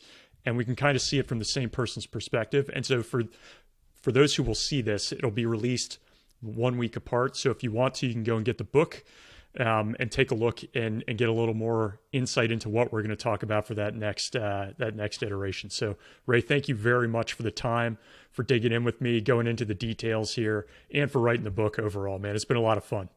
Yeah, likewise, Ryan. It's been my pleasure, and I look forward to talking with you again soon. Thank you, man. Have a good one. Thanks for listening to this combat story. As we wrap up, I just wanted to say thank you to those in the combat story community who have taken a few minutes out of your busy lives to not just listen to these stories, but also leave positive and supportive comments on Apple and YouTube. Here are some of the comments that caught my eye this week. The first comment is a 5-star review on Apple Podcasts from Bailey McCormick, who says, "This is my favorite podcast. I listen nonstop. Thanks for putting out such great content. The stories are inspiring and really make you look at life differently." Thanks so much for reaching out with that, Bailey. I do hear this often from people, that they get some inspiration from listening to some of the stories of these veterans and these warriors. I take the same approach and the same away from these interviews. So thanks for taking the time to leave that review. Our second comment comes from Chris on YouTube, who left this after the Chris Van Sant Part 2 interview. He says, "I've seen a lot, but this is a fantastic interview. I wish I had the credibility to interview these guys because I would ask these kinds of questions. I'm subscribing. Thanks very much, Chris, for leaving that and for subscribing to the channel. Chris Van Zandt makes it easy with his background and how humble he is and how much he had to overcome. There was a lot of insight and some gems in both part 1 and 2 of that, and I'm glad to hear you got some value out of it. Thanks very much, and stay safe.